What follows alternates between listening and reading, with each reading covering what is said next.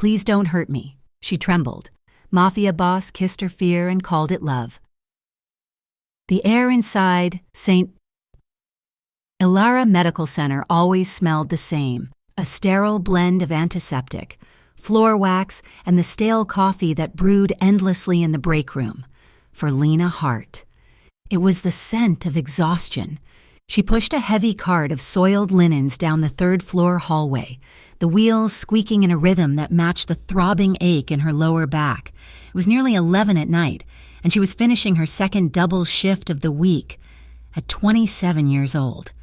Lena felt like she had lived 3 lifetimes, none of them particularly easy. Her reflection in the darkened window of the nurse's station showed a pale face, dark circles bruising the skin under her eyes, and chestnut hair pulled back in a messy bun that was slowly unraveling. She looked tired. She felt older. She parked the cart and leaned against the wall for a moment, closing her eyes. Her father had been gone for 6 months now, but the silence he left behind in her life was still deafening. Along with the grief, he had left a mountain of medical bills that seemed to grow interest every time she blinked. Every extra shift went to the debt collectors or the rent for her apartment in the Shades, a neighborhood in Graybridge, where the streetlights flickered out years ago and never came back on. Lena did not have dreams of grandeur anymore. She just wanted to be invisible. If she kept her head down, worked hard, and paid her bills, maybe the world would forget to be cruel to her for a while. 10 minutes later, she clocked out. She changed from her scrubs into jeans and a thick gray hoodie. Pulling the hood up before she even stepped outside, Graybridge was weeping. A cold, relentless rain battered the pavement, turning the gutters into rushing streams of black water. Lena hunched her shoulders against the chill, clutching her canvas bag to her chest as she hurried toward the bus stop.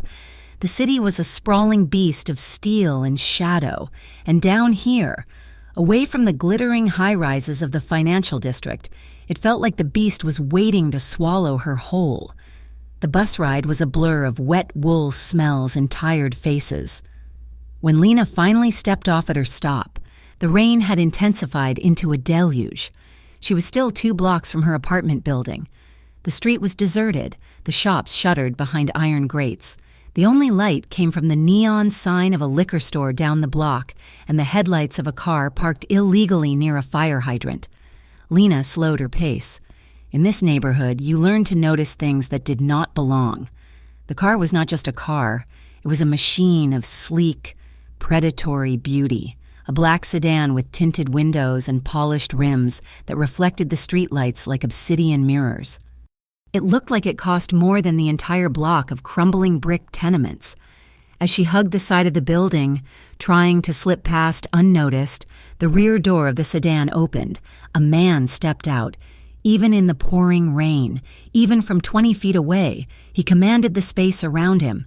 He was tall, dressed in a long, dark wool coat that fit his broad shoulders perfectly. He did not hunch against the rain like Lena. He stood straight, one hand adjusting the cuff of his sleeve, his profile sharp and severe against the wet gloom.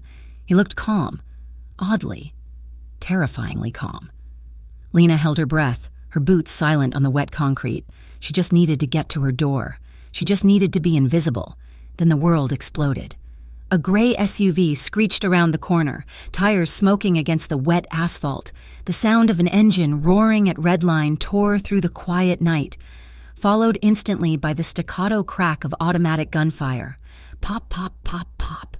Glass shattered. Sparks flew from the iron railings. Lena did not scream. The sound died in her throat. Instinct took over, the same instinct that made her duck when a patient threw a tray, but amplified 1,000 times.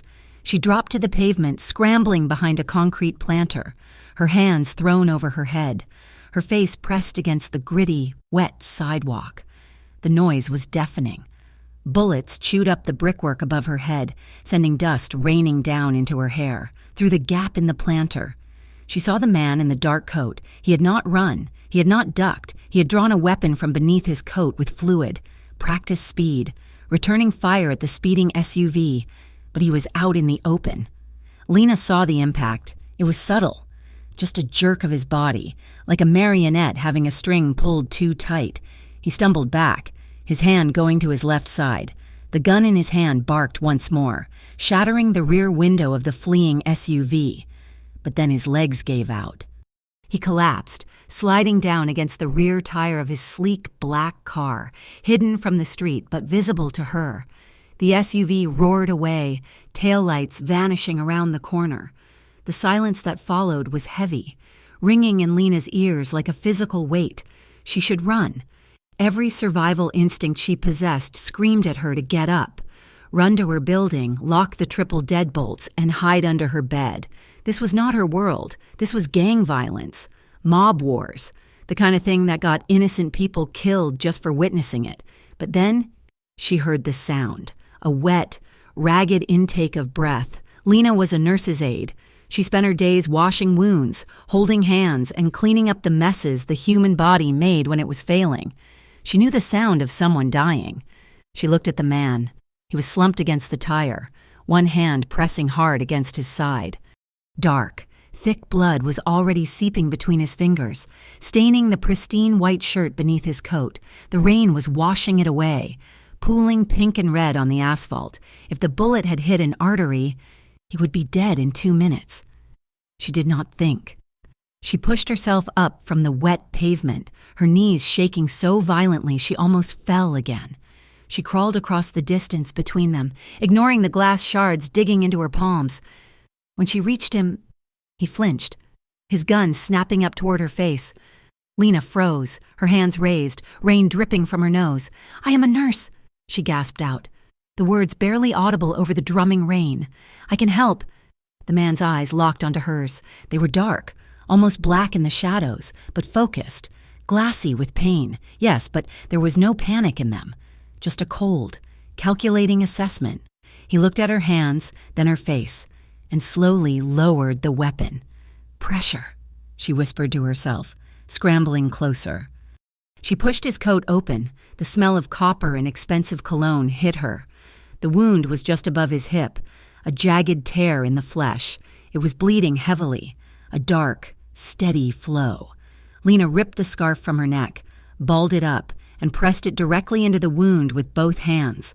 The man hissed, his head knocking back against the tire, teeth grit tight.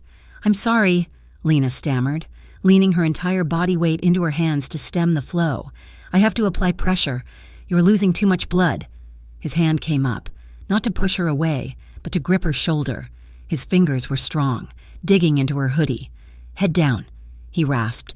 His voice was a low rumble, rough like gravel. "Do not look at the street, in case they come back." Lena stared at him. He was bleeding out in a gutter, and he was giving her tactical orders. "Focus on me," he commanded, his eyes capturing hers again. The intensity of his gaze made her stomach flip. "What is your name?" "Lena," she breathed. Her hands were slick with his warm blood. It was terrifyingly intimate, the heat of his life pulsing against her palms. "Lena," he repeated, testing the weight of the word. He looked at her as if memorizing the line of her jaw, the fear in her eyes. "You are shaking." "Lena, I'm terrified," she admitted, her voice trembling. "Good," he murmured, his eyelids fluttering as the shock began to set in. "Fear keeps you alive." Sirens began to wail in the distance, growing louder, but before the police could arrive, other vehicles swarmed the street. 2 large, armored SUVs boxed in the scene, tires screeching, doors flew open, and suddenly the small space behind the sedan was crowded with men. These were not paramedics. They wore dark suits that were soaked through in seconds.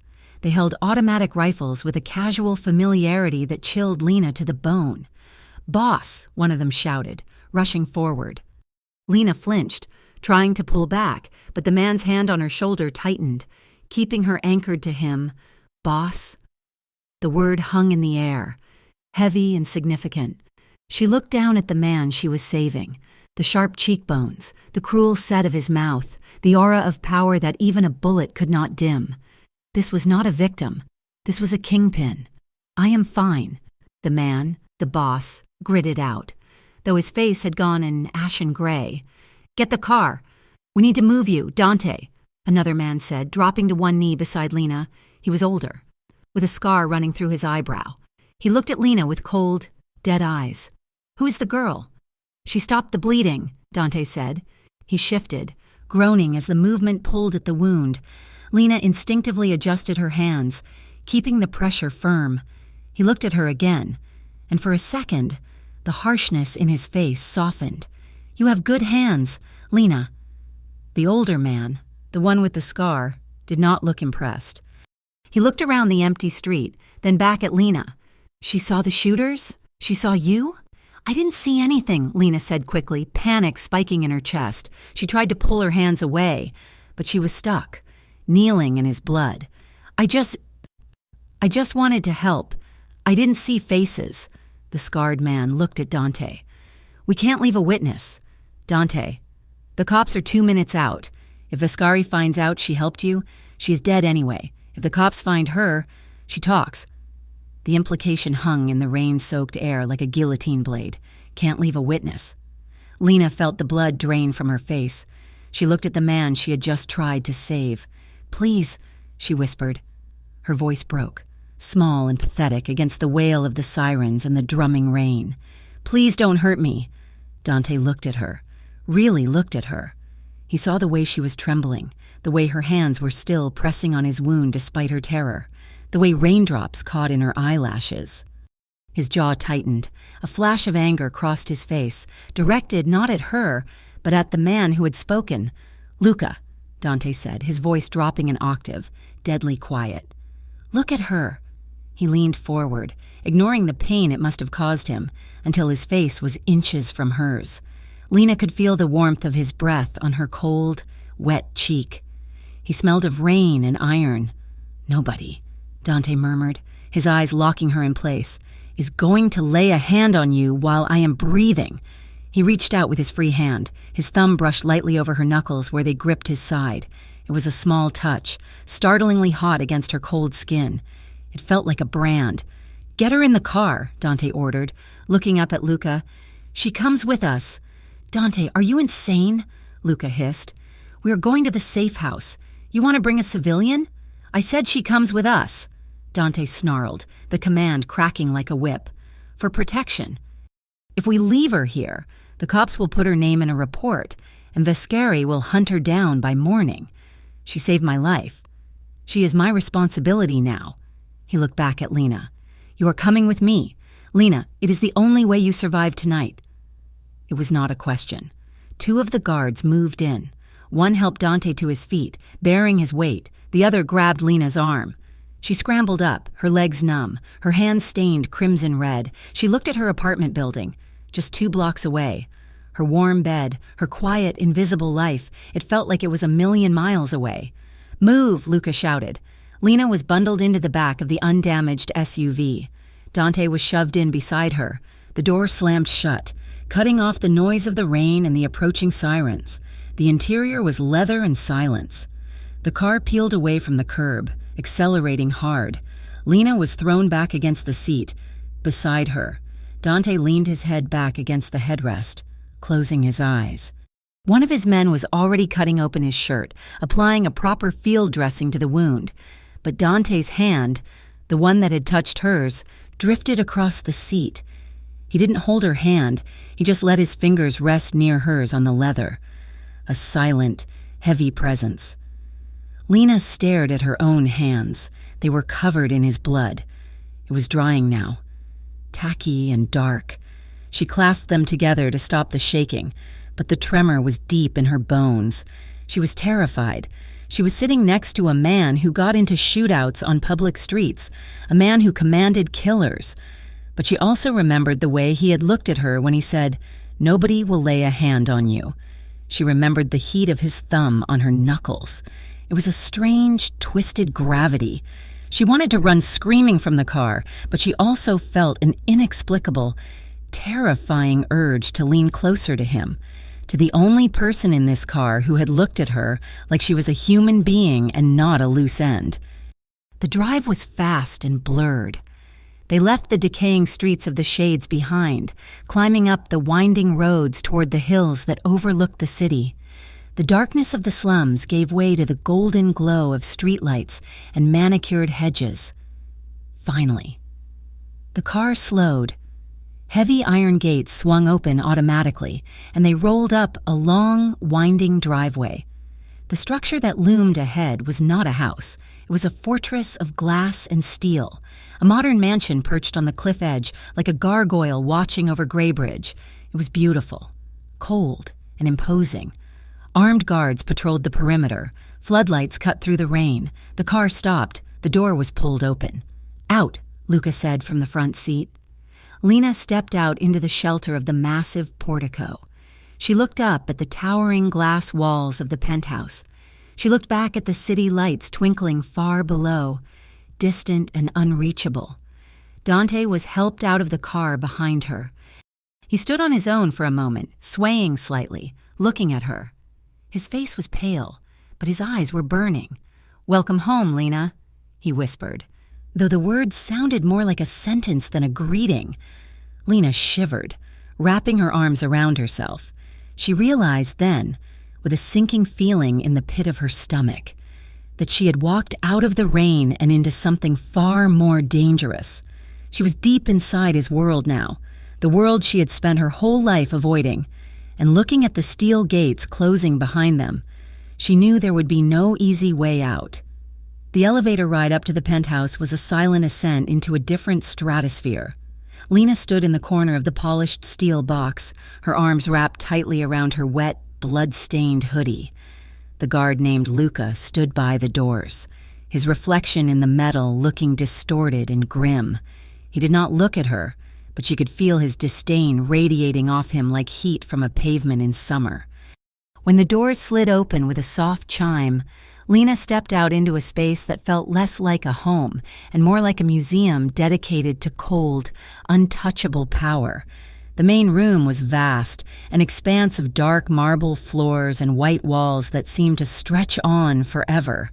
The entire far wall was floor-to-ceiling glass, offering a panoramic view of Greybridge, drowning in the storm below. The city lights were smeared by the rain lashing against the glass, turning the view into an impressionist painting of gold and black. Everything in the room whispered money. The furniture was low and modern, Italian leather in shades of charcoal and slate. There were sculptures on pedestals, twisted, abstract metal shapes that looked sharp enough to draw blood. It was beautiful, but it was devoid of life. There were no photographs, no throw blankets, no stack of mail on a table. It was sterile. Lena felt the invisible eyes of the household staff and guards on her. Two men in suits stood by the main entrance, their hands clasped in front of them, watching her with the impassive stare of statues. A woman in a housekeeper's uniform moved silently through a doorway, glancing at Lena with a mixture of curiosity and pity before disappearing. Lena felt like a stray dog that had been dragged into a wolf's den, out of place, unwanted, and acutely aware that she was the weakest thing in the room. "Wait here," Luca said. He pointed to one of the leather sofas. "Don't touch anything." He walked off down a long corridor, speaking into an earpiece. Lena did not sit. She could not bring herself to relax enough to sit. She stood in the center of the room, shivering as the adrenaline from the shooting began to fade, leaving behind a bone-deep cold. She looked down at her hands. She had wiped the worst of the blood off on her jeans, but the rusty stains remained in the cuticles of her fingernails. 10 minutes later, Dante returned. He had changed. The ruined coat and the blood-soaked shirt were gone. He wore a fresh pair of black trousers and a crisp white dress shirt that was unbuttoned at the collar, through the thin fabric. Lena could see the bulk of a bandage wrapped around his torso. He moved a little stiffly, favoring his left side, but his posture was upright, his face scrubbed clean of the grime and rain. He held a tumbler of amber liquid in one hand. He stopped a few feet away from her, his dark eyes sweeping over her form. "You are still shivering," he observed. His voice was calm, the rough edge from the street smoothed over, but the intensity remained. "I am cold," Lena said. Her voice sounded thin in the cavernous room. "And I want to go home." Dante took a sip of his drink, watching her over the rim of the glass. "That is not possible tonight, Lena." "Why not?" Lena demanded. The fear was still there, churning in her gut, but exhaustion was making her reckless. You are safe. Your men are here. I did what you asked. I helped you. Now I just want to go back to my apartment and pretend this never happened. If you go back to your apartment tonight, you will be dead by sunrise, Dante said. He said it with the same casual tone one might use to discuss the weather. Lena recoiled as if he had slapped her. You do not know that. I do know that, Dante countered. He set the glass down on a glass side table with a sharp click. The men who shot at me are not street thugs.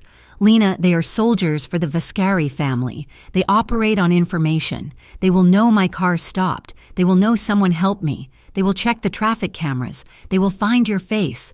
So I am just supposed to stay here? Lena's voice rose, cracking with hysteria. In this fortress? With you? I don't even know you. I have a job. I have shifts at the hospital. I have bills to pay. I cannot just vanish. Dante's expression hardened. A flash of temper sparked in his eyes, sharp and dangerous. Do you think I want this? He snapped, his voice dropping to a low growl. Do you think I woke up this morning hoping to drag a civilian nurse into my war? You are a liability. Lena, having you here makes my life significantly more complicated. He stepped closer, his sudden proximity making Lena stumble back. But I owe you a debt. You put your hands on me when you should have run. Now, my enemies will see you as a target. I do not let people die because they were foolish enough to help me. Lena stared at him, her chest heaving. She saw the anger in his face, but beneath it, she saw something else. A tightness around his eyes, a tension in his jaw. It was fear, not fear of her, and not even fear for himself. It was the frantic, controlled fear of a man who was trying to hold back a flood with his bare hands. He was terrified that his world was going to bleed onto her.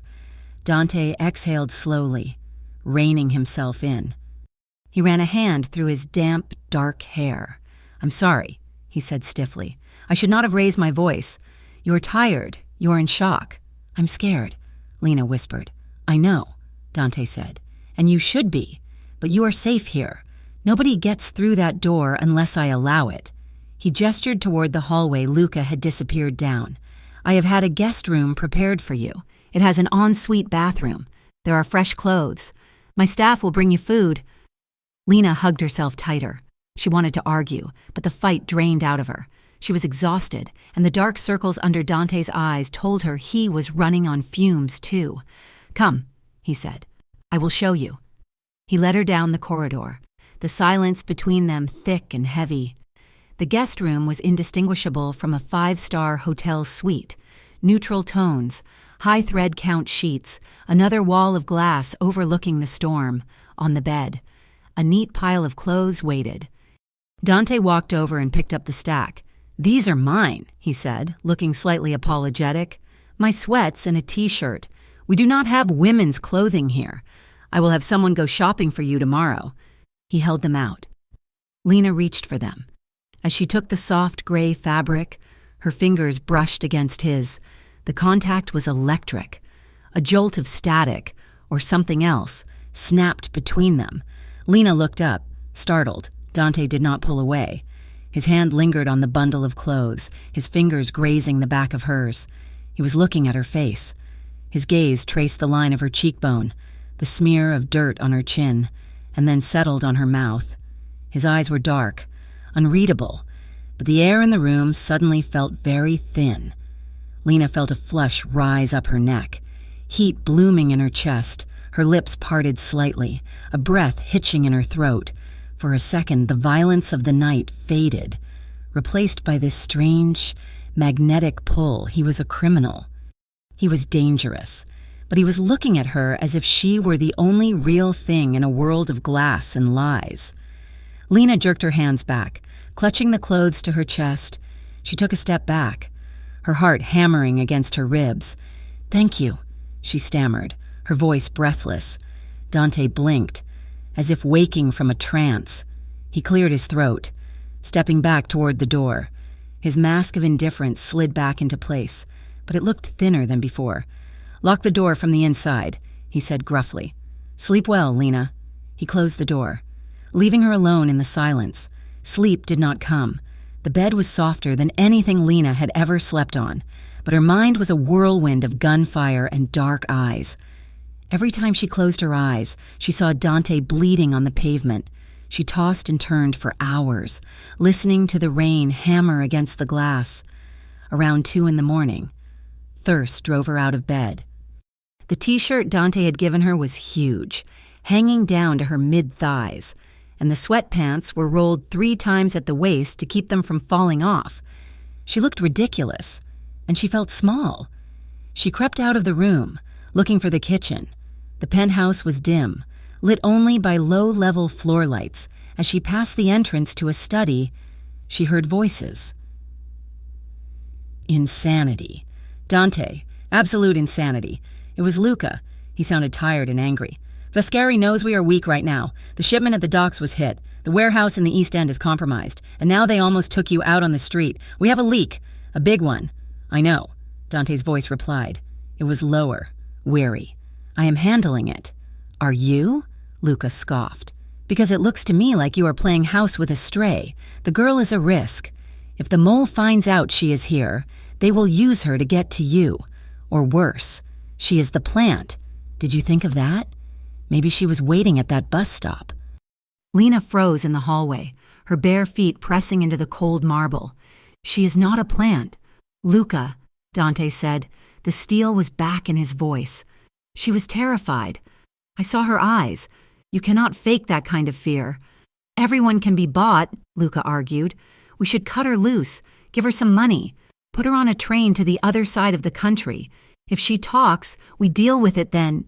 No, Dante said. The word was a heavy stone dropping into a deep well. She stays. If we send her out there, Vascari kills her just to send a message to me. I will not have her blood on my ledger. She is off limits. Luca, do you understand me? Anyone who looks at her wrong answers to me. There was a silence. Then the sound of liquid being poured. You're getting soft, brother, Luca muttered. It is going to get you killed. Go home, Luca, Dante said. Get some sleep. Lena heard footsteps approaching the door. She gasped and tried to retreat back down the hall, but she wasn't fast enough.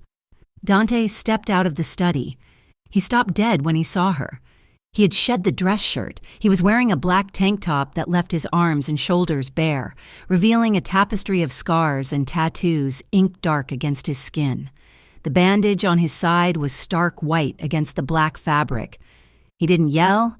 He didn't look surprised. He just watched her with that unnerving stillness. Lena hugged her arms around her waist, feeling caught. I was looking for water. She lied poorly.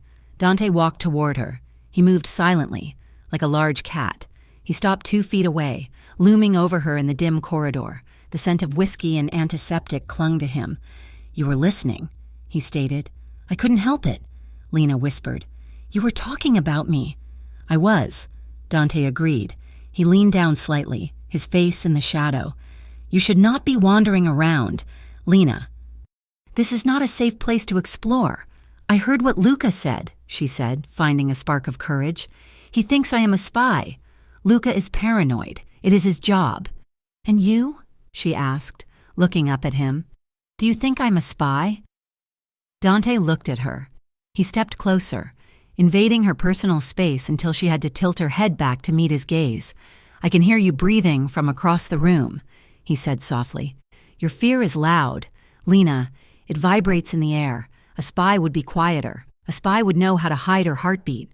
His words were harsh, analyzing her terror like it was data. But his hands stayed at his sides. He kept them balled into fists, the veins in his forearms prominent. Lena sensed, with a sudden jolt of intuition, that he was restraining himself. He wanted to reach out. He wanted to reassure her, or maybe shake her. She didn't know which. But he held himself back with a rigid discipline. Go back to your room, Siyi, he said, his voice rough. Before you hear something you cannot forget. Suddenly, the lights flickered. A boom of thunder shook the entire building, vibrating through the floorboards. The overhead recessed lights buzzed and died, plunging the hallway into total darkness. Lena gasped, instinctively reaching out. Her hand bumped into warm, solid skin, Dante's arm. It is the storm.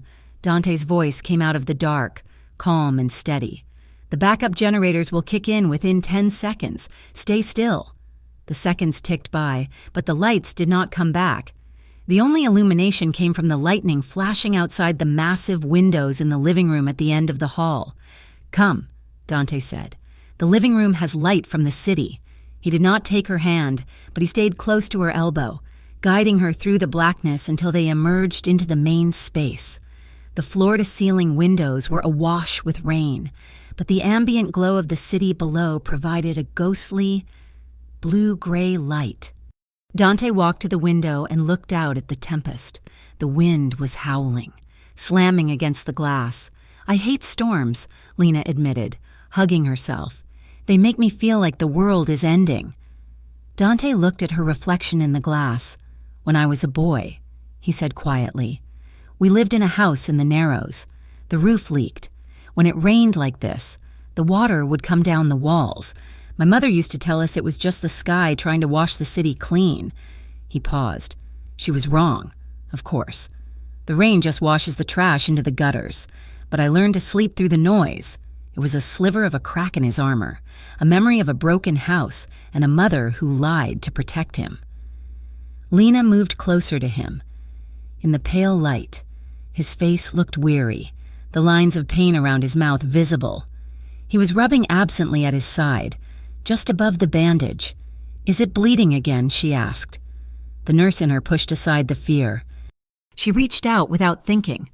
Her fingers brushed the skin just above the waistband of his sweatpants, near the dressing. His skin was fever hot. Dante reacted instantly. His hand shot out and caught her wrist. It wasn't a violent grab. It was a halt. He held her hand there, suspended against his torso. His palm was calloused, his grip firm.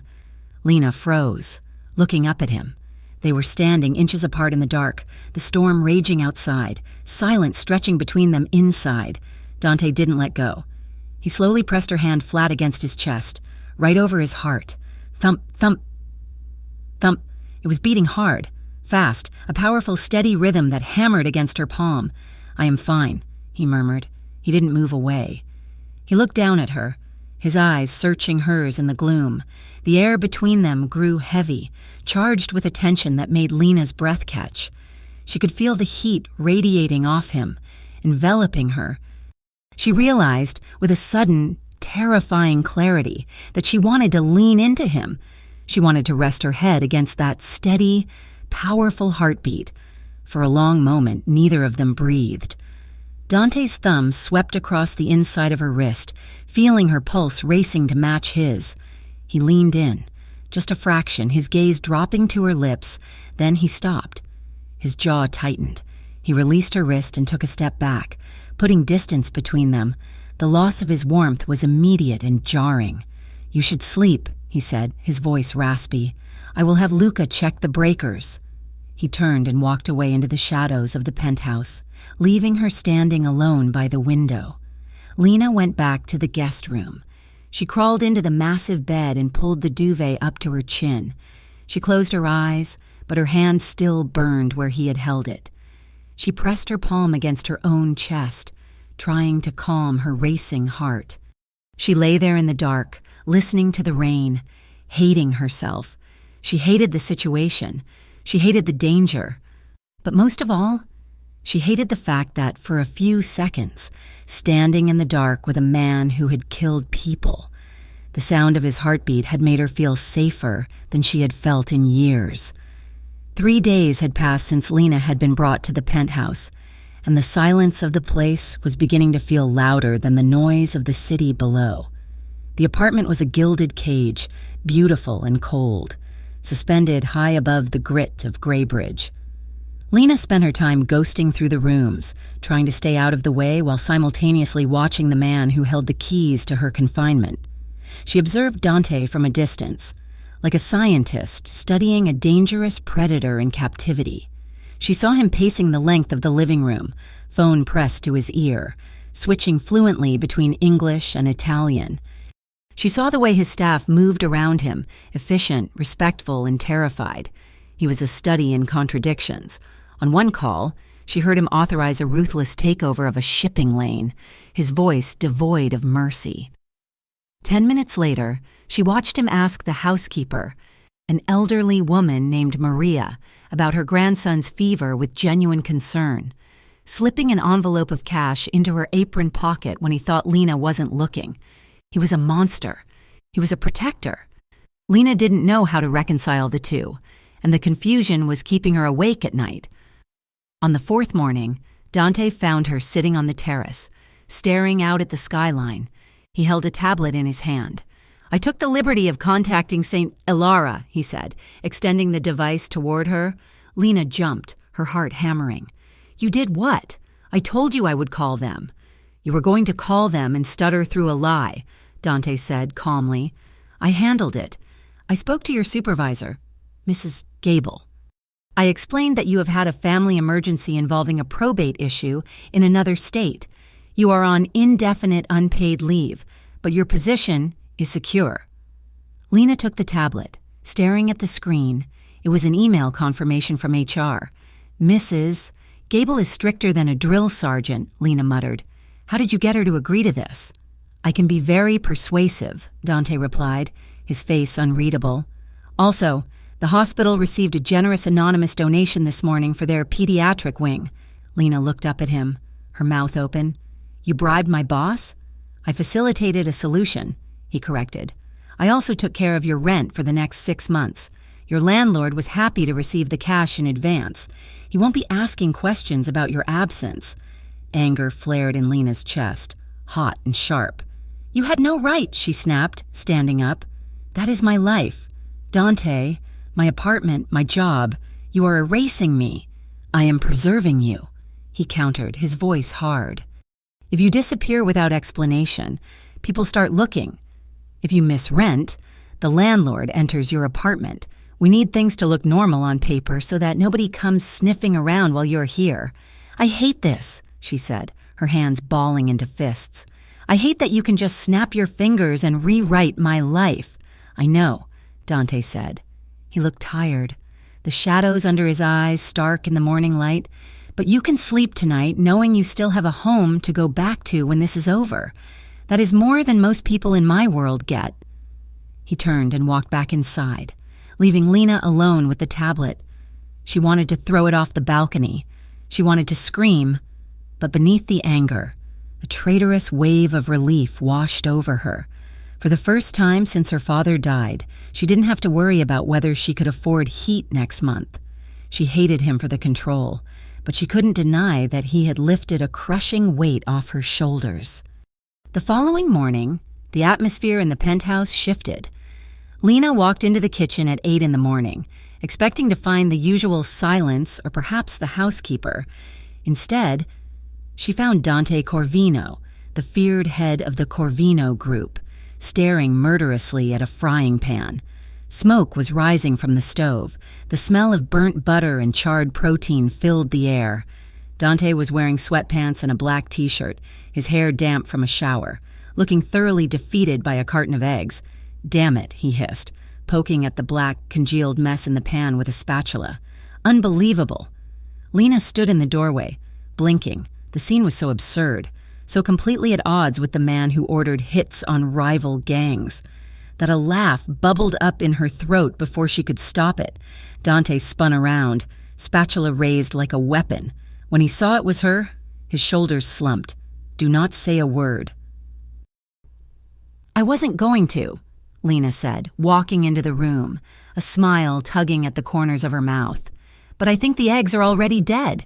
Dante, you don't have to kill them again." He scowled, tossing the spatula onto the counter. "Maria is off today. I thought I could handle breakfast. Apparently, I was wrong." "You are burning the butter," Lena noted, stepping up beside him. She reached out and turned the gas dial off. "High heat is for searing steak, not scrambling eggs. I lack patience," Dante muttered, crossing his arms over his chest. He looked like a petulant child, which was disarming and strangely charming. "Clearly," Lena teased. She looked at him, really looked at him. The tension that usually radiated off him was dialed down.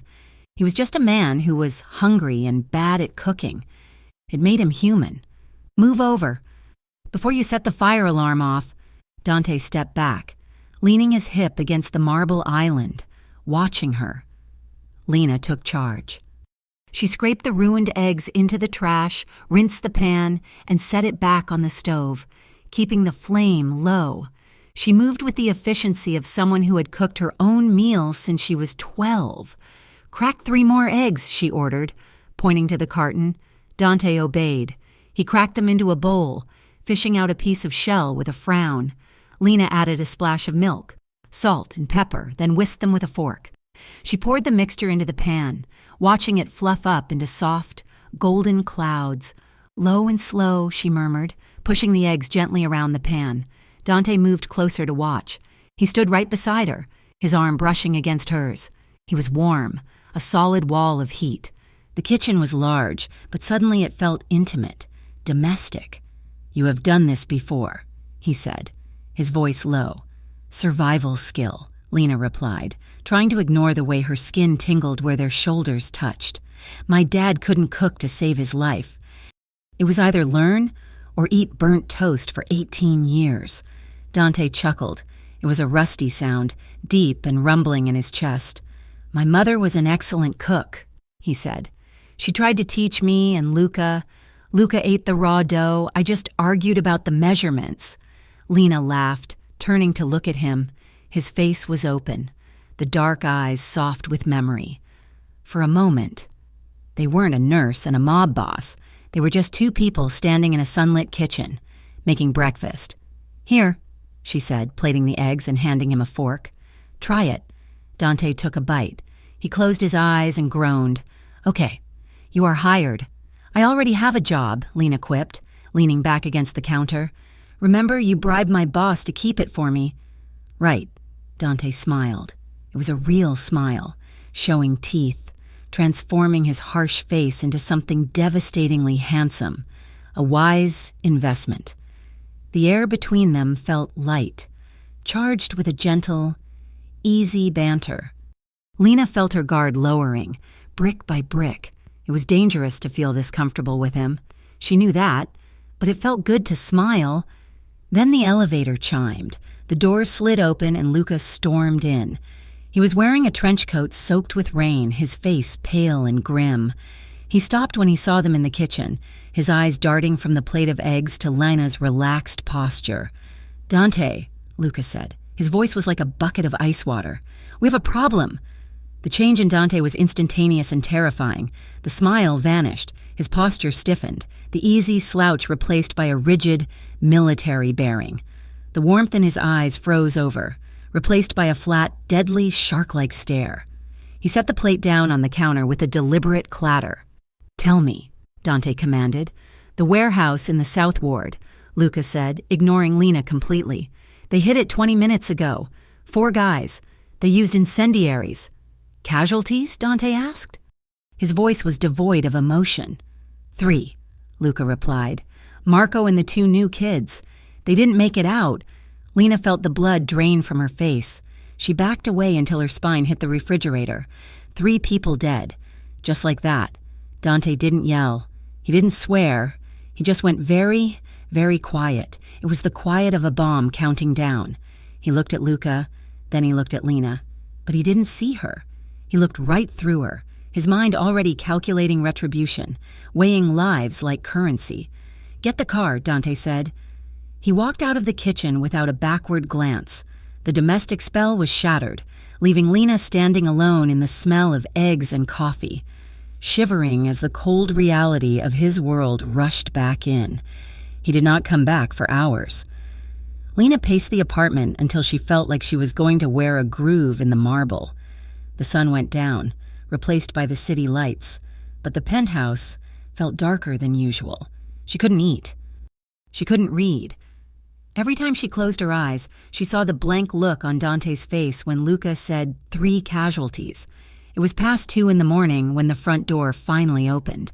Lena was sitting on the sofa in the dark. She stood up as Dante walked in.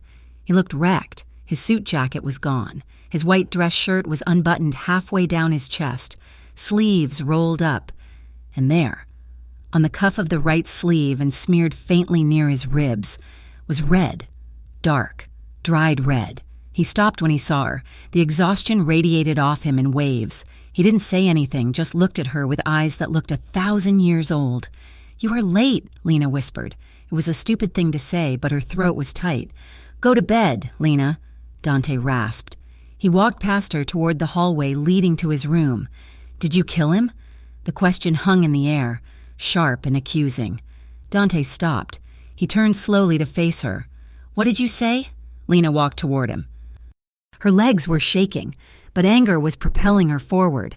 Anger and fear and the confusing, twisting knot of feelings she had been wrestling with all day. "The people who attacked your warehouse," Lena said, her voice rising. "Did you find them? Did you kill them?" Dante's jaw worked. "I did what was necessary." "That is not an answer," Lena shouted. She closed the distance between them, ignoring the warning bells in her head. "You stood in the kitchen this morning and made jokes. You laughed, and then you walked out the door and did what? Wash the blood off your hands before you came home?" "Do not push me tonight, Lena," Dante warned. His voice was a low growl. "I am not in the mood." "I don't care about your mood," Lena cried. She reached out and shoved his chest. It was like shoving a brick wall. He didn't budge. "You dragged me into this. You locked me in this tower, and you expect me to just sit here and wait while you go out and slaughter people. I am a nurse. Dante, I save lives. I don't take them." She shoved him again. Tell me who you are," Dante snapped. He stepped in, closing the space between them in a blur of motion. He didn't strike her, but his presence was overwhelming. He backed her up until her shoulders hit the wall of the hallway. He loomed over her, breathing hard, his eyes burning with a chaotic mix of rage and desperation. "You want to know who I am?" he hissed, leaning down until their faces were inches apart. "I am the man who keeps the wolves away from the door. I am the man who does the ugly things so that people like you can sleep at night and pretend the world is clean." "I never asked you to," Lena shot back, tears stinging her eyes. "I didn't have a choice," Dante roared, his control fraying. "And neither did you. That is why I kept you away. That is why I didn't want you here. Because looking at you makes me remember everything I have lost. Because you are soft and you are good and you have no business being anywhere near a man like me." The silence that followed his shout was deafening. They were breathing heavily, chests heaving, locked in a stare that was equal parts hostility and something much more dangerous. Lena looked at him. She saw the blood on his shirt. She saw the violence in his hands, but she also saw the torture in his eyes. He hated himself. He hated what he had to be. The anger drained out of her, leaving her hollow and trembling. "I am terrified," she whispered. The fight left her body, her shoulders sagging against the wall. "I am terrified of you. I am terrified of the guns. I wake up every morning wondering if it is the day I die." She looked up at him, tears spilling over her lashes. "Please don't hurt me." The words hit Dante like a physical blow. The rage in his face shattered. He let out a ragged breath. His hands, which had been clenched at his sides, slowly uncurled. He moved them up, not to grab her, but to cup her face. His palms were rough, calloused, but his touch was agonizingly gentle. His thumbs brushed away the tears on her cheeks. "Lena," he breathed. It was a plea, a prayer. He leaned in. He moved slowly, giving her every second in the world to push him away, to scream, to run. He tilted his head, his dark eyes locking onto her lips. Lena didn't run. She couldn't. The pull was too strong. The fear was there, yes, but beneath it was a fire that had been smoldering since that first night in the rain. She wanted to know. She wanted to feel. She stayed still. Dante closed the gap. His lips brushed hers, a feather-light touch, a question. Lena let out a shaky sigh, her eyes fluttering shut. Then he kissed her. It wasn't rough. It wasn't the kiss of a man who took what he wanted. It was slow, deep, and devastatingly intense. His lips moved over hers with a hunger he had been suppressing for days, tasting her, claiming her. Lena felt her knees go weak. She made a small sound in her throat, a whimper of surrender. Dante groaned low in his chest. His hand slid from her face to the back of her neck, his fingers threading into her hair, holding her head to angle her mouth better against his. The kiss deepened, turning urgent. It was a collision of two different worlds. He tasted of whiskey and danger. She tasted of tears and soap. Lena's hands came up, clutching the front of his shirt, fisting in the fabric. She pulled him closer, her body melting against the hardness of his chest. For a moment there was no war, no Vescari, no blood. There was just the heat of his mouth, the scratch of his stubble against her chin, and the desperate, consuming need to be close to him. He kissed her like she was the only air in the room, and he was drowning. Dante pulled back, just an inch. His forehead rested against hers. His breathing was ragged, his heart pounding so hard against her chest she could feel the rhythm of it through his ribs. "I will never hurt you," he whispered. His voice was rough, wrecked. "I will burn this whole city to the ground before I let anyone hurt you, even me." Lena kept her eyes closed, trembling in his arms. She touched his chest, her hand resting over his racing heart. "I don't know how to do this," she admitted softly. "I don't know how to be near you without being afraid." Dante pulled back enough to look at her. His eyes were dark pools of emotion. He ran his thumb over her bottom lip, which was swollen from his kiss. "Then be afraid," he said. "But stay. I will spend as long as it takes proving to you that you are safer in my arms than anywhere else on earth." He stepped back, putting a reluctant distance between them.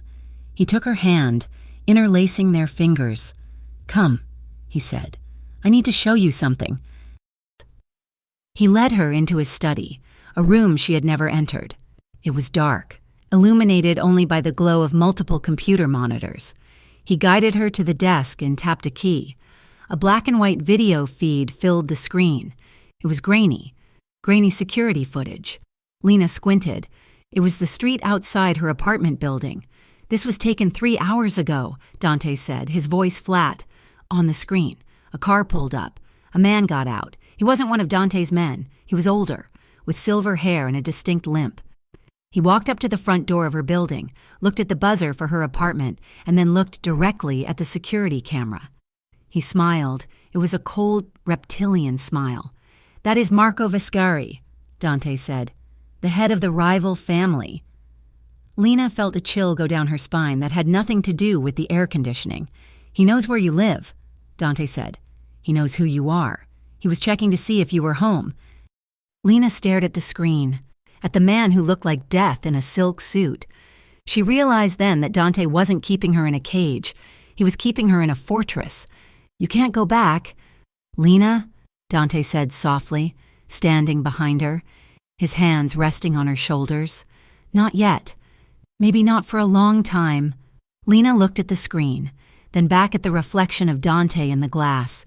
He looked weary, dangerous, and utterly devoted to standing between her and the monster on the monitor. She reached up and covered his hand with hers. The fear was still there, sharp and biting, but as she looked at him, remembering the taste of his kiss and the beat of his heart, she knew she wasn't going anywhere. The war between the Corvino group and the Vescari syndicate did not look like a war in the movies. There were no tanks rolling down the avenues of Greybridge, no soldiers marching in formation. Instead, it was a war of silence and sudden, brutal noise. It was a car bomb detonating in the financial district at 3 a.m. It was a shipment of pharmaceuticals hijacking on the interstate. It was the tension that tightened the air inside the penthouse until it felt like the glass walls were bowing inward. For Lena, the world had shrunk to 5,000 square feet of marble and modern art. Dante had locked the penthouse down tight. The elevator codes were changed daily. New guards, men with necks thick as tree trunks and eyes that never blinked, patrolled the perimeter. Lena felt less like a guest and more like a bird in a gilded cage, protected from the hawk but unable to spread her wings. She stood by the window, watching the gray city below. She felt safe. Yes, Dante had kept his promise, but she also felt trapped. She wore the clothes he bought her. She ate the food his chef prepared. She had no keys, no wallet, and no freedom. "You are pacing again." Dante's voice came from the doorway of the study. Lena turned. He was buttoning his cuffs, looking impeccable and dangerous in a charcoal suit, but the strain was visible around his eyes. The war was taking its toll on him, too. "I need my things." "Dante," Lena said. She didn't plead, she stated it. "I have been wearing your sweatpants and these silk pajamas for a week. I need my own clothes. I need my father's watch from my nightstand. I need to feel like a person again, not just a ghost haunting your hallway." Dante paused. He walked over to her, stopping a respectful distance away. "It is not safe. Lena, the streets are volatile." "I'm going stir crazy," she insisted. "Please, just for 20 minutes, I will pack a bag and we can come right back." Dante studied her face. He saw the defiance there, but also the fragility. He knew he was asking a lot of her, demanding she exist in a vacuum. "Fine," he said abruptly, "but we go heavy. 4 cars, you wear a vest, and we are in and out in 10 minutes. The drive to the Shades was a military operation. Lena sat in the back of the armored SUV next to Dante. He was tense, his hand resting on his thigh, fingers tapping a silent rhythm.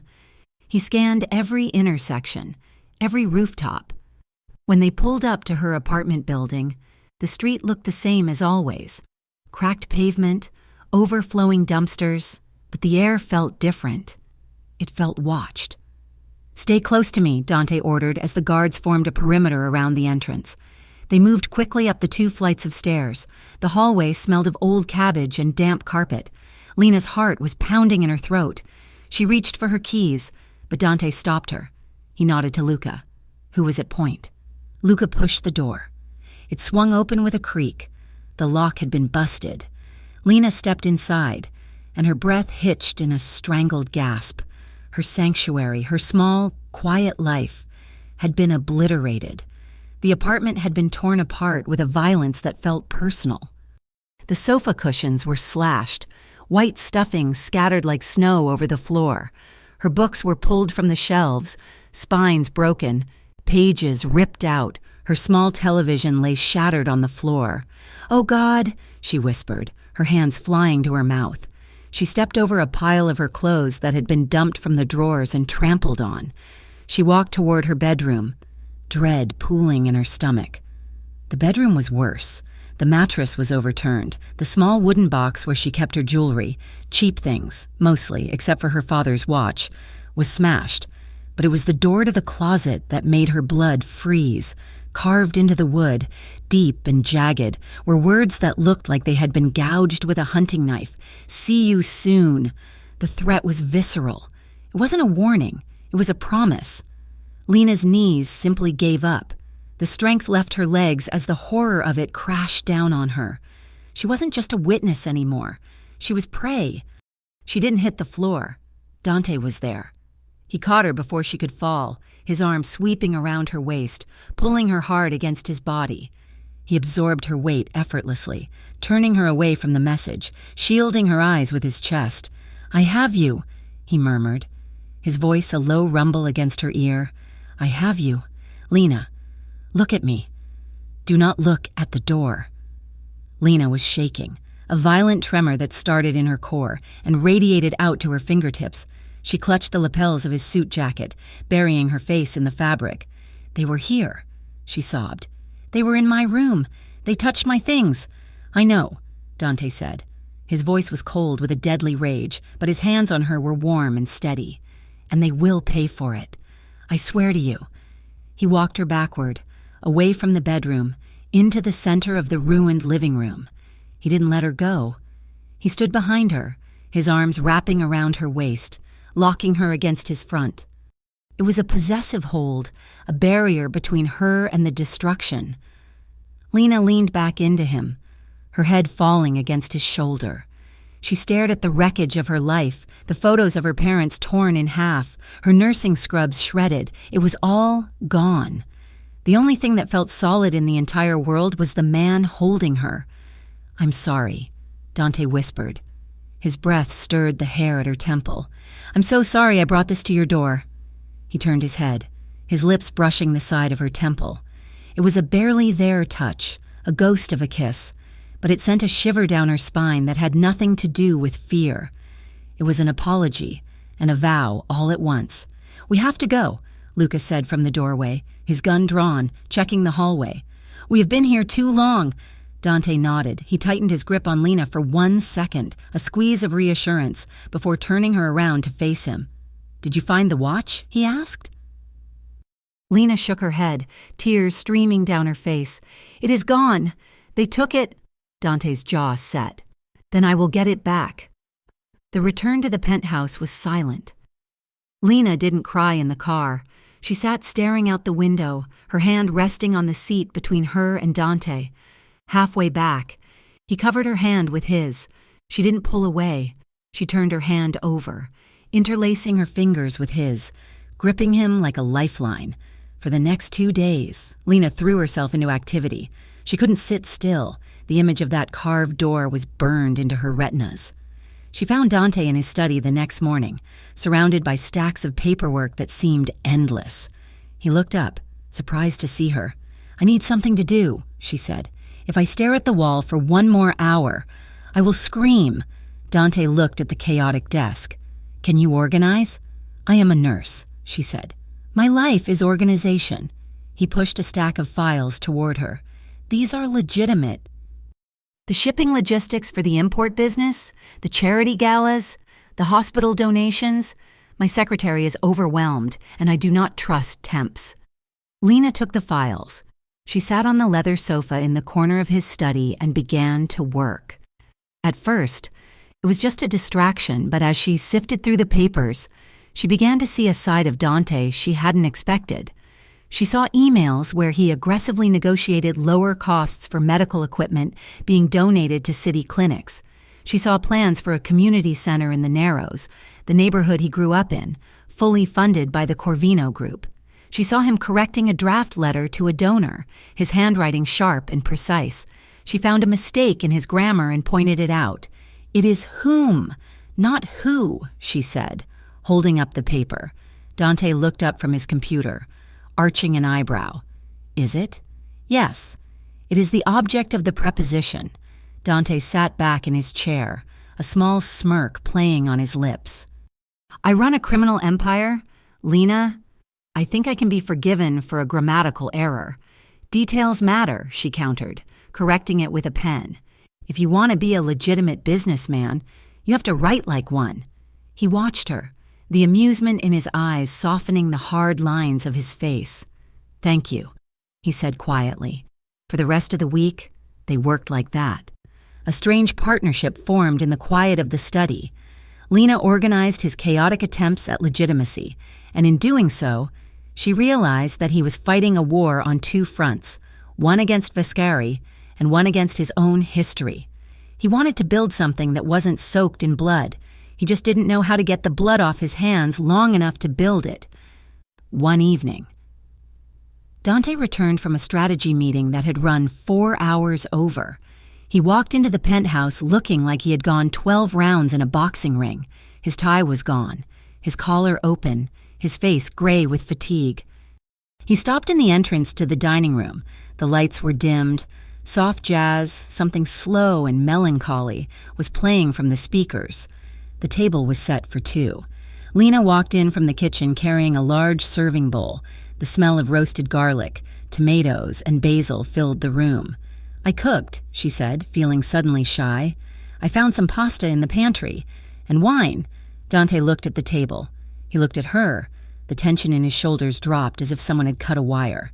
"You didn't have to," he said, walking toward her. "I wanted to," she replied. "You look like you need it." They ate in a comfortable silence that slowly turned into conversation.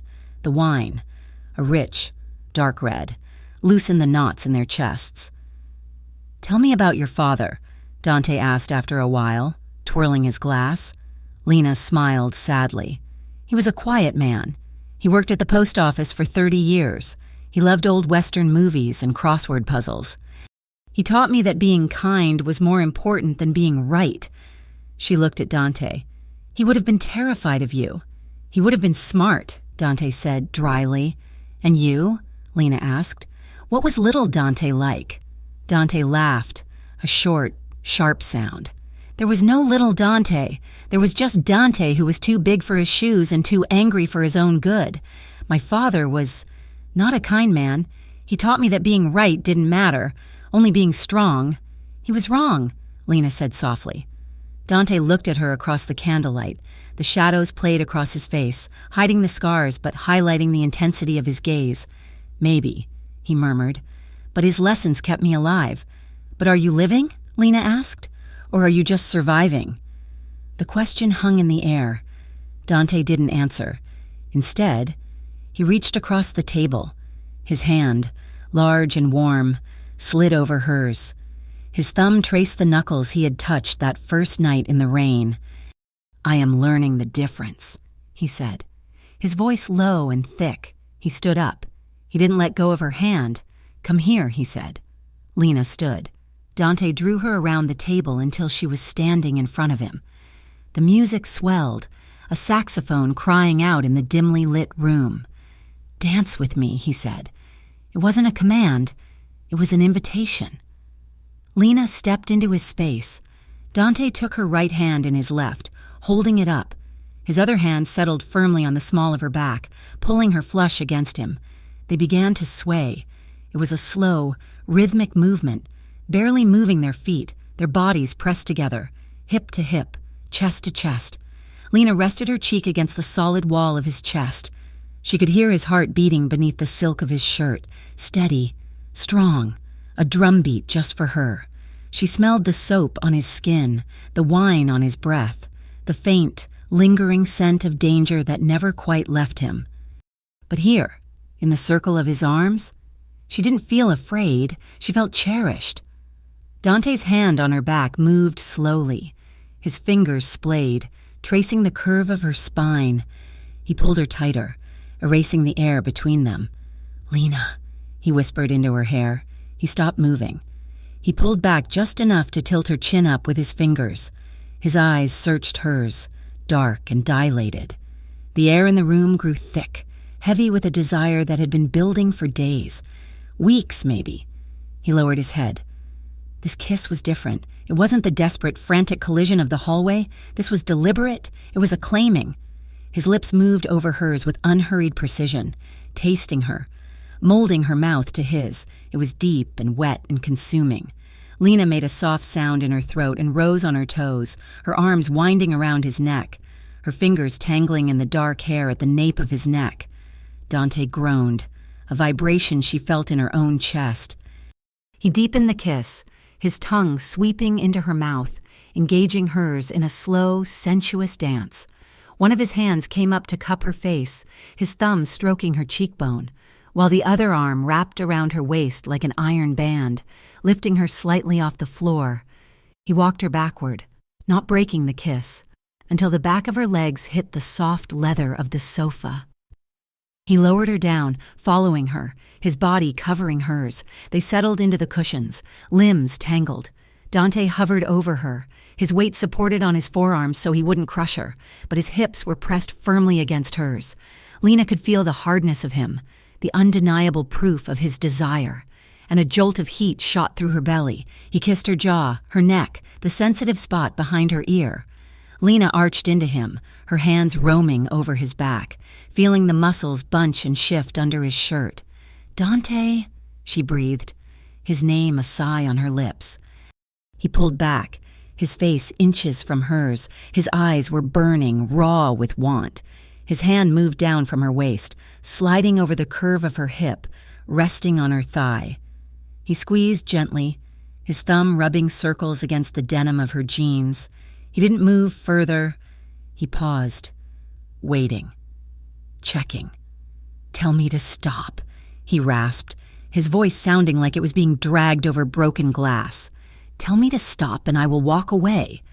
Lena looked up at him. She saw the predator. Yes, but she also saw the man who had caught her when she fell, the man who was trying to learn grammar to be better, the man who was currently trembling with the effort of holding himself back for her sake. She didn't want him to stop. She was tired of fear.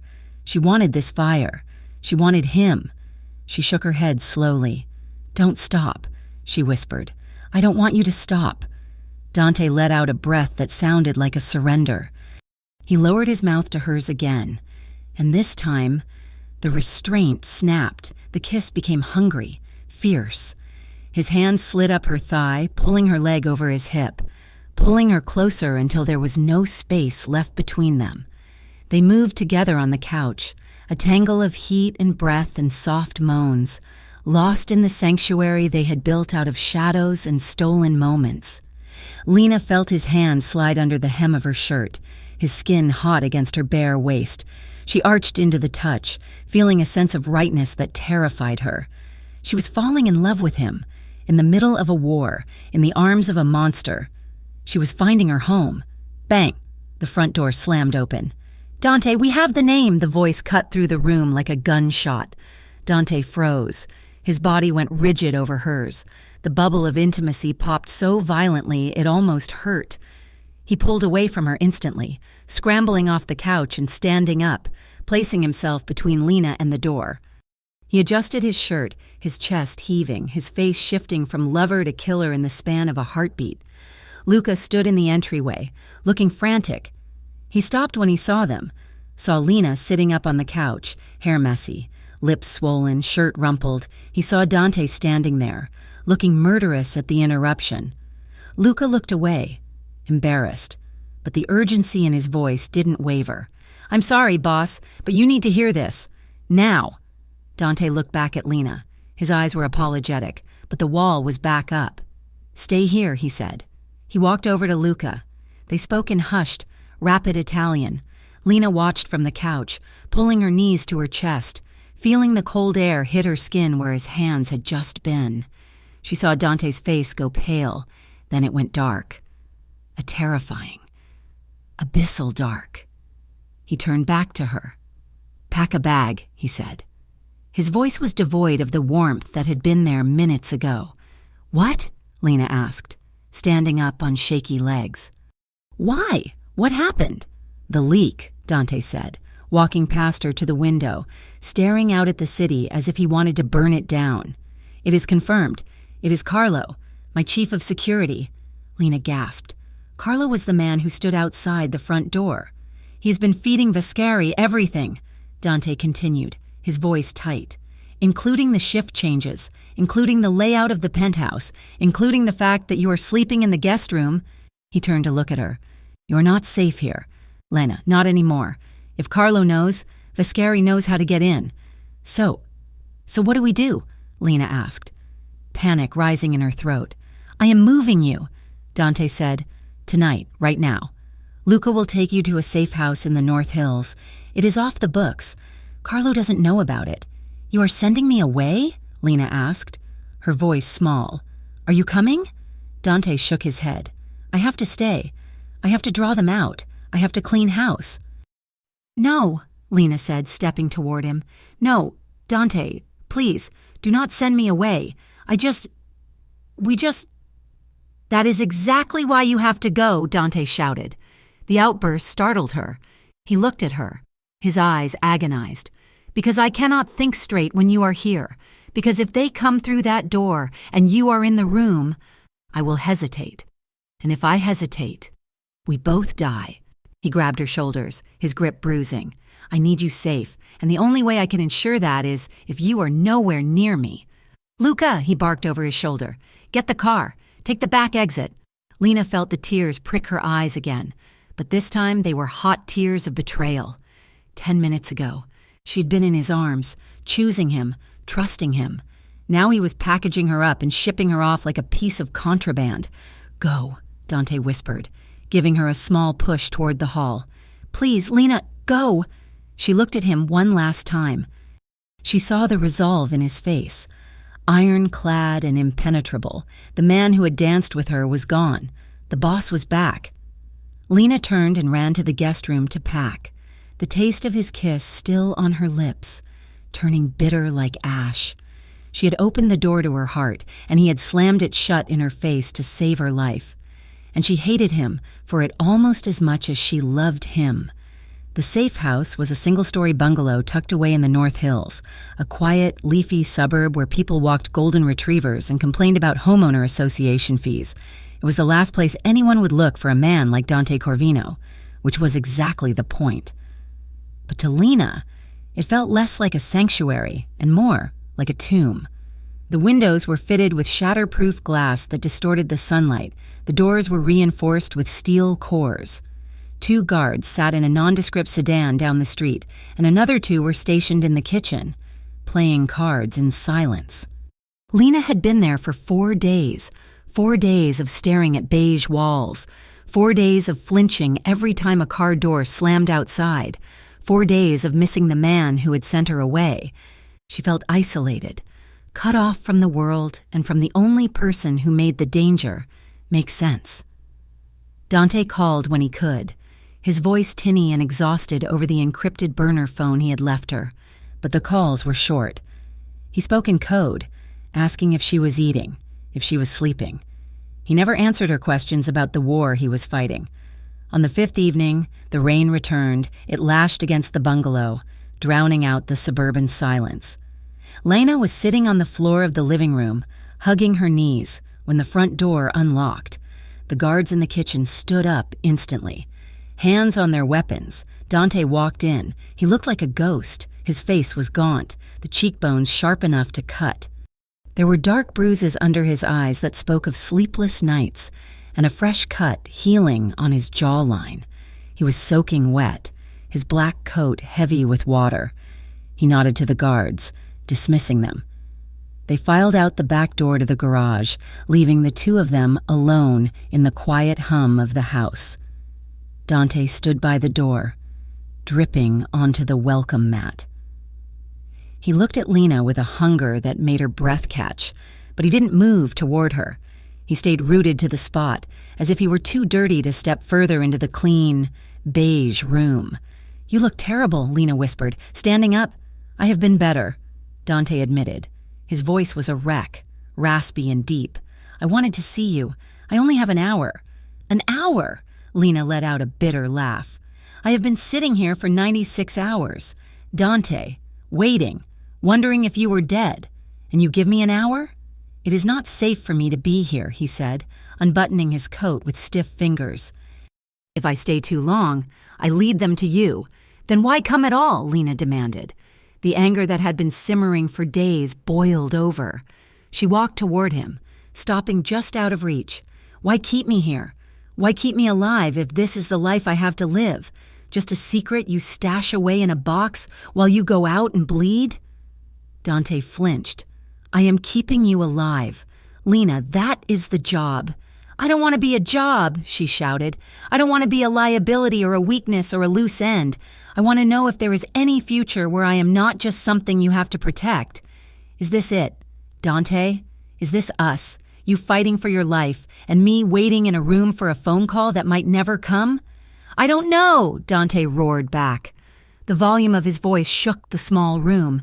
He ripped his coat off and threw it on the floor, breathing hard. He ran a hand through his wet hair, gripping the strands as if he wanted to tear them out. "I don't know. Lena," he said, his voice dropping to a tortured whisper. "I'm trying to find a way out, but every time I try to climb out of the pit, they pull me back in. And now I have you. And you are the only thing." He stopped, choking on the words. "The only thing what?" Lena pressed. Stepping closer, Dante looked at her. His eyes were raw, stripped of all their usual defenses. "You're my greatest vulnerability," he confessed. "Vescari knows it, my men know it, but you are also the only thing that makes me want to survive this. Before you, I didn't care if I took a bullet. Now? Now I am terrified of dying because it means I don't get to come back to you." The admission hung in the air, heavy and fragile. Lena's anger dissolved, replaced by an ache so profound it brought tears to her eyes. She saw the man beneath the monster, the man who was desperately trying to keep his head above water for her sake. "Dante," she breathed. She closed the distance between them. She didn't hug him. She took his hand and led him silently down the hall to the small, sterile bedroom. He sat on the edge of the mattress, his shoulders slumped, his head dropping into his hands. He looked defeated. Lena stood between his spread knees. She placed her palms on his shoulders, feeling the tension radiating off him like heat. "Look at me," she whispered. Dante looked up. His eyes were dark pools of pain and longing. "I'm not going anywhere," she said. "I'm not just waiting. I am choosing this. I am choosing you." Dante let out a ragged sound, half groan, half sob. He reached out and grabbed her waist, his large hands spanning her hips. He pulled her forward, burying his face in her stomach, holding her tight. Lena wrapped her arms around his head, stroking his wet hair, feeling him shudder against her. After a long moment, he pulled back. He looked at her with a fierce, burning intensity. He tugged at her hips, a silent request. Lena understood. She climbed into his lap, straddling his thighs, her knees pressing into the mattress on either side of him. She wrapped her arms around his neck, bringing their faces level. Dante stared at her as if she were a miracle. "I missed you," he rasped. "God, I missed you." He leaned in, and their lips met. It wasn't like the first kiss in the hallway, or the second in the dining room. This was desperate. It was aching. It was the kiss of two people who had seen the edge of the cliff and decided to jump together. Dante's hands gripped her waist with reverent strength, his thumbs digging into the soft fabric of her shirt, anchoring her against him. He kissed her deeply, drinking her in, his tongue tangling with hers. Lena made a soft sound against his mouth, pressing closer, eliminating every inch of space between them. She felt the cold dampness of his shirt against her chest, the heat of his body beneath it. She ran her hands down his neck, feeling the rapid, thundering pulse in his throat. Dante pulled back to breathe, his forehead resting against hers. His breath came in short, jagged gasps. He trailed his lips along her jawline, down the sensitive column of her neck. Lena tipped her head back, exposing her throat to him, trusting him completely. He kissed the hollow of her throat, his stubble grazing her skin, sending shivers racing down her spine. His hand moved up her back, sliding under her shirt to touch her bare skin. His palm was hot, rough, and possessive. But even in his hunger, he was careful. Every time Lena gasped or tensed, he froze, his hand stilling, his mouth hovering, waiting until she relaxed again. He was checking her. He was making sure that she was with him, that this wasn't fear but want. "Dante," she whispered, her voice trembling, "I trust you." The words seemed to break the last of his restraint. He groaned, pulling her face back to his, kissing her with a renewed, fierce passion. They clung to each other in the dim room, the storm outside forgotten, the war forgotten. There were no guns here, no traitors, just the friction of skin, the taste of each other, and the desperate, overwhelming need to feel alive. Later. The room was quiet. The rain had softened to a steady patter against the roof. They lay tangled together under the thin quilt.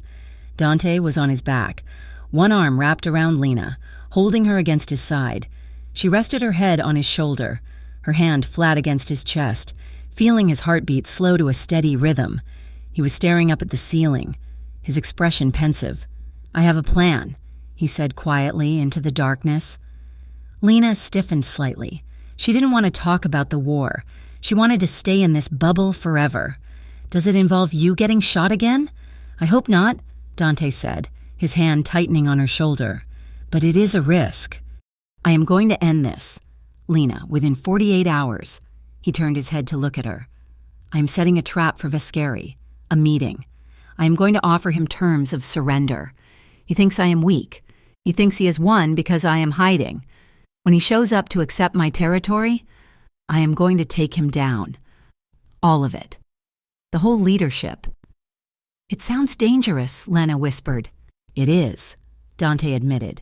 "If it goes wrong, I don't walk out of there." He shifted, turning his body so he was facing her. "I didn't want to lie to you.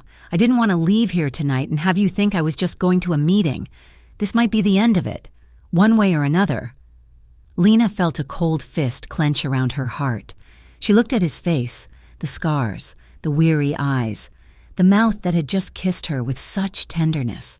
She realized she had fallen in love with a man who might be a memory by the end of the week. "I won't tell you not to go," Lena said, her voice steady despite the fear. "Because I know you have to."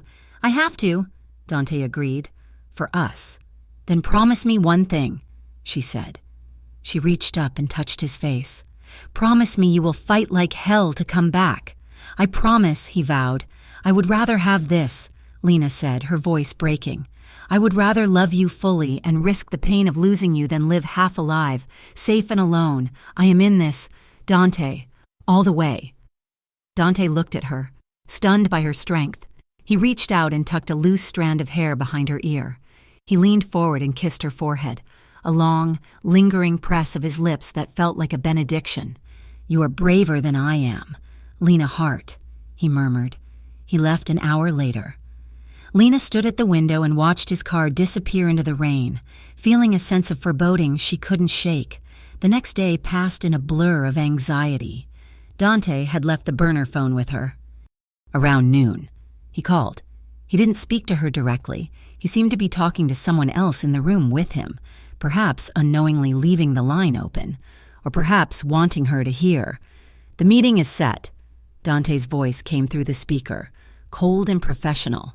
"Midnight, the old textile factory in the industrial district. I am taking Luca and the A-team. Tell nobody else. If Viscari gets wind of the location before we are ready, it is a bloodbath." "Understood, boss," a voice replied. It sounded like Silas, one of his lieutenants, and Silas, Dante added, "Make sure the safe house rotation is switched. I don't want anyone knowing where the girl is." "Done," Silas replied. The line went dead. Lena stared at the phone. Dante was planting the information. He was feeding a specific location and time to a specific circle of people. He was fishing for the mole. If Viscari showed up at the textile factory, Dante would know who had talked. But as the afternoon wore on, a knot of dread began to tighten in Lena's stomach. She replayed the conversation. The old textile factory. It was a trap. But traps could snap back on the hunter. Night fell. The safe house was quiet. The guards in the kitchen were eating takeout. At 10 o'clock, the power cut out. It wasn't a flicker like the storm at the penthouse. It was instant. Total darkness. "Stay down," one of the guards shouted from the kitchen. Lena scrambled off the couch, her heart slamming against her ribs. She backed away from the window, looking for a weapon, anything.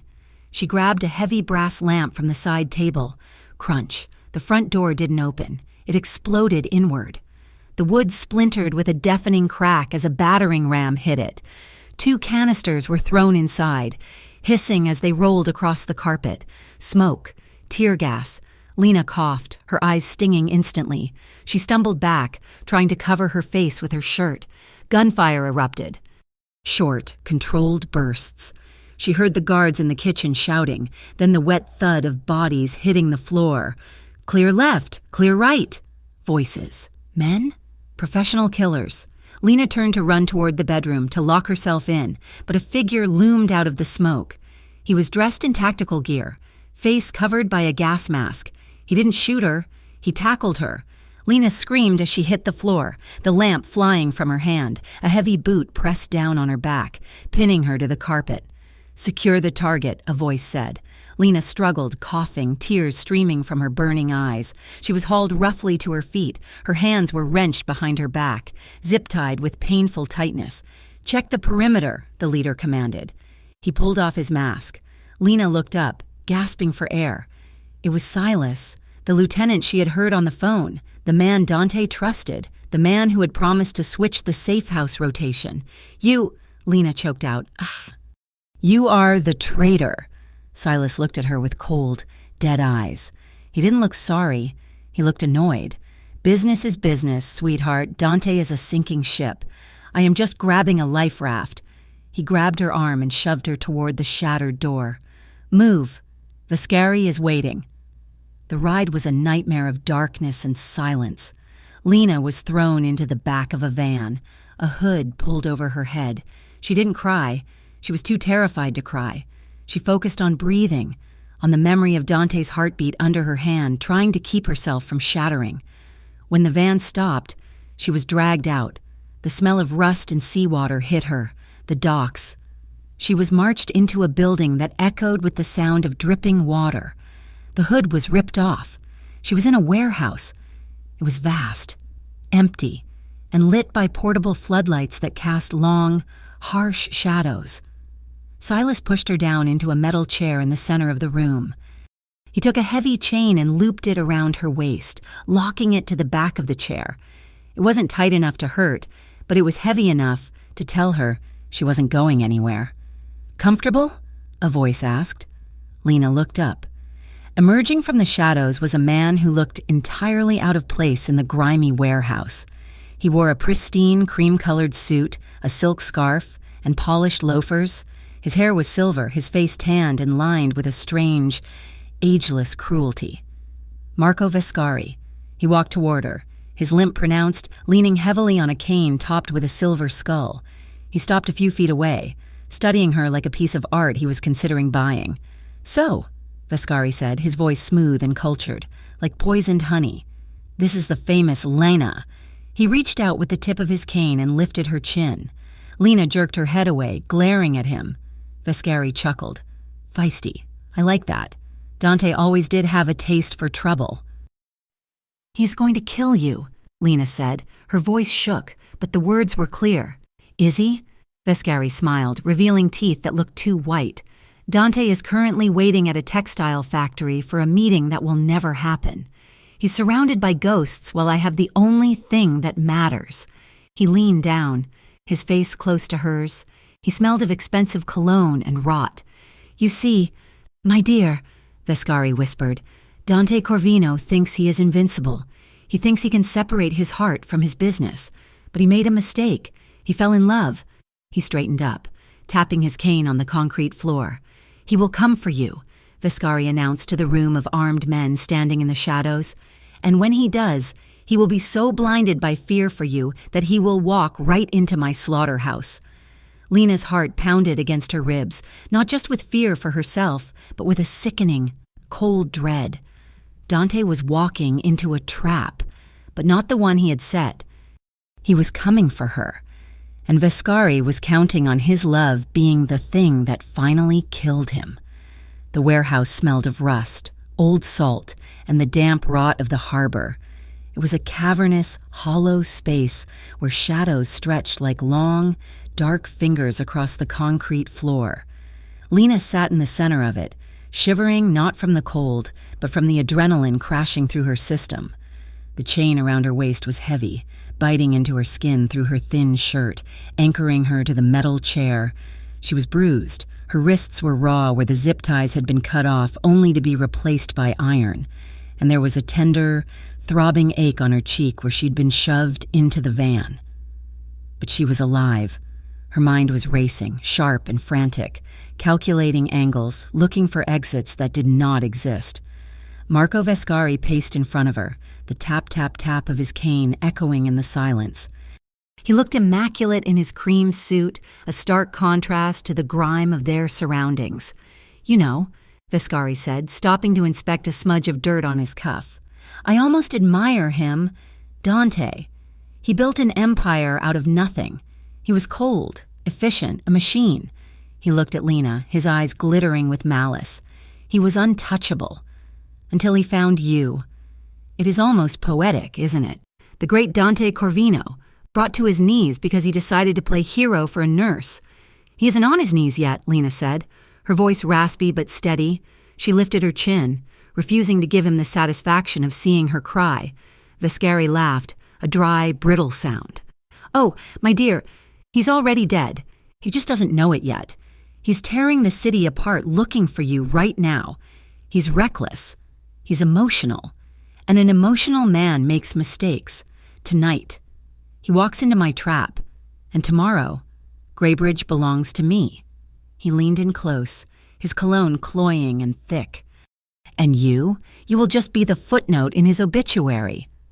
Lena stared at him, her heart pounding against her ribs. She was terrified. She was terrified of the gun tucked into Vescari's waistband, of the armed men lurking in the shadows.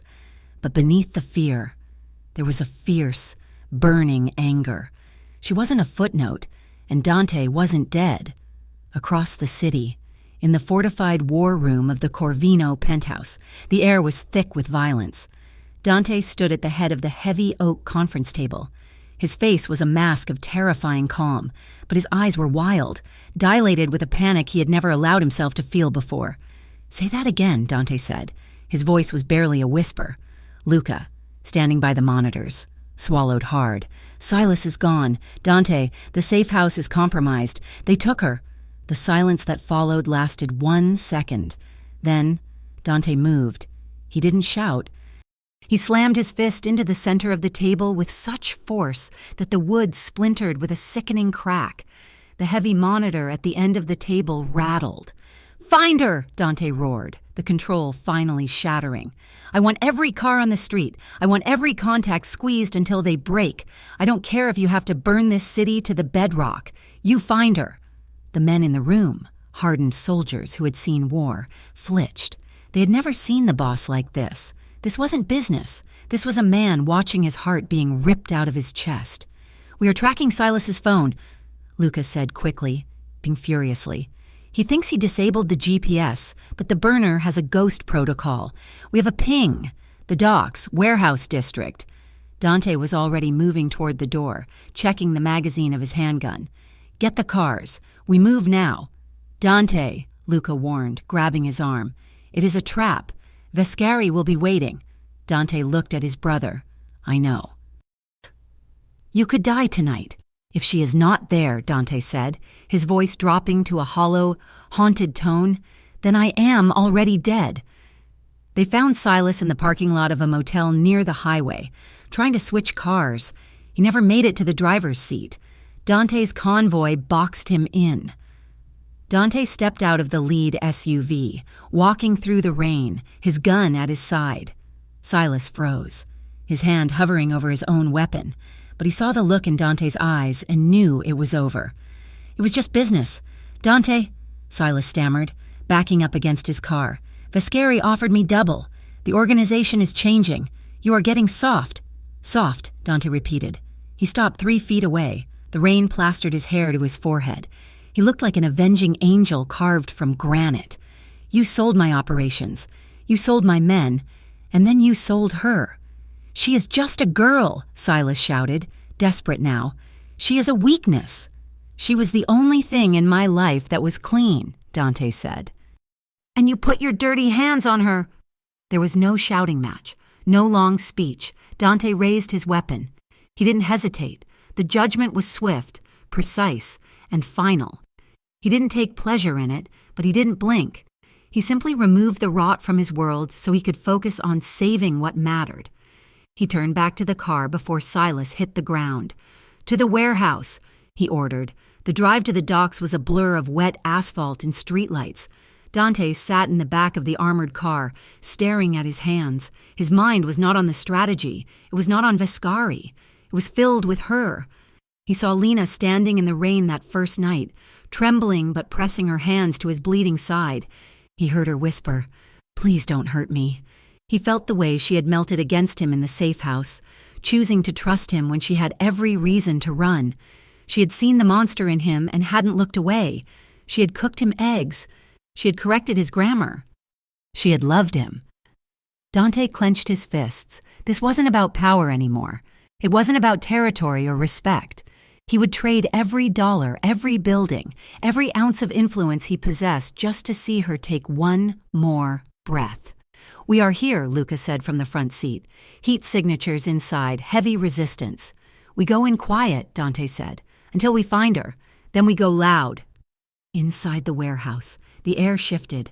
Lena heard it before she saw it, the subtle sound of a scuffle outside, the muffled thud of a body hitting the ground. Vescari heard it too. He stiffened, gripping his cane. "Check the door," he barked at his men. The main bay doors rolled open with a screech of rusted metal. Dante didn't sneak in. He walked in. He stepped into the pool of light in the center of the warehouse, his hands held out to his sides, empty, behind him, in the shadows. His men fanned out, guns trained on the catwalks. "Vescari!" Dante called out. His voice was steady, echoing off the steel beams. "Dante," Vescari smiled, though his eyes darted nervously to the shadows. "You are early. And unarmed. How disappointing." "I am here to talk," Dante said, walking slowly forward. His eyes locked onto Lena. She looked small in the chair, her face pale, her wrists bound, but she was alive. When their eyes met, Dante felt a physical blow to his chest. He saw the relief flood her face, followed instantly by terror, not for herself, but for him. "Talk?" Vascari sneered. He moved quickly, grabbing Lena by the hair and hauling her chair back. He pulled a silver handgun from his jacket and pressed the barrel against her temple. Lena gasped, her eyes squeezing shut. "Stop!" Dante shouted. Freezing in place, he held his hands higher. "Do not touch her. You are in no position to give orders," Vascari hissed, using Lena as a shield. "You walked into my house. Dante, you are surrounded." "I don't care about the house," Dante said, his voice low and intense. "I don't care about the territory. Take it. Take the shipping lines. Take the North Ward. Take it all." Vascari blinked, stunned. "You would give up your empire? For this?" He shook Lena roughly. "She is the only thing in my life that isn't stained," Dante said. He looked directly at Lena, pouring every ounce of his soul into his gaze. "If you kill her, Marco, you don't just start a war, you end the world. I will make sure your last moments on this earth are filled with regret. I will burn everything you love while you watch." "Empty threats," Vascari scoffed, but his hand shook slightly. The intensity of Dante's focus was unnerving. Lena opened her eyes. She looked at Dante. She saw the fear in him. The great, untouchable Dante Corvino was trembling because a gun was pressed to her head. He was willing to lose everything just to keep her safe. "Fear keeps you alive." That was what he had told her. She looked at Vascari's finger on the trigger. He was distracted, focused on Dante. His grip on her hair was tight, but his balance was off. He was leaning on his cane. Lena took a breath. She didn't scream. She didn't struggle. Instead, she went completely limp. She threw her entire body weight to the left, sagging as if she had fainted. It caught Vascari off guard. He stumbled, the dead weight of the chair and her body pulling him off balance. His aim wavered, the gun pulling away from her head for a fraction of a second. That was all it took. "Now!" Dante screamed. A single shot rang out from the shadows of the catwalk. Luca. The bullet struck Vascari's shoulder. Spinning him around, he screamed, dropping his gun. Chaos erupted. Dante didn't go for Vascari. He didn't go for his weapon. He dove. He launched himself across the 10 feet of space between them, sliding on the concrete, and threw his body over Lena. Gunfire exploded around them. Bullets sparked off the metal chair and the concrete floor. Dante curled around her, a human shield, burying her face in his chest, covering her head with his arms.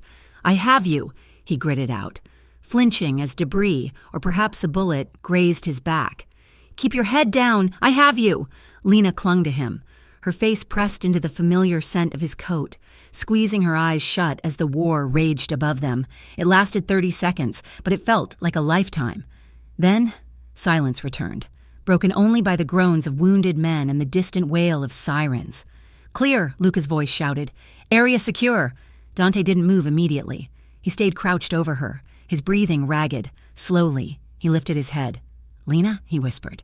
He scrambled to his knees, his hands frantically checking her. He touched her face, her shoulders, her arms. "Are you hit? Did they hurt you?" "I am okay," Lena sobbed, reaching for him. "I am okay. You came." Dante let out a sound that was half laugh, half sob. He pulled a knife from his boot and slashed the ropes binding her. As soon as she was free, she threw herself into his arms. They collapsed together onto the dirty floor of the warehouse. Dante held her so tight she could barely breathe, burying his face in her neck. "I'm sorry," he whispered over and over, kissing her hair, her forehead, her tear-streaked cheeks. "I'm so sorry. I thought I lost you. I am here. I am here." Lena clung to him, her hands gripping his coat. She felt something wet on his back. She pulled her hand away. It was blood. "You are hurt," she gasped. "It is nothing," Dante said, cupping her face, forcing her to look at him. "It is just a scratch. You are safe. That is all that matters." Outside, the sirens grew deafening. Blue and red lights began to flash through the high windows. The police were here. Dante looked at the door, then back at Lena. He looked at the carnage around them.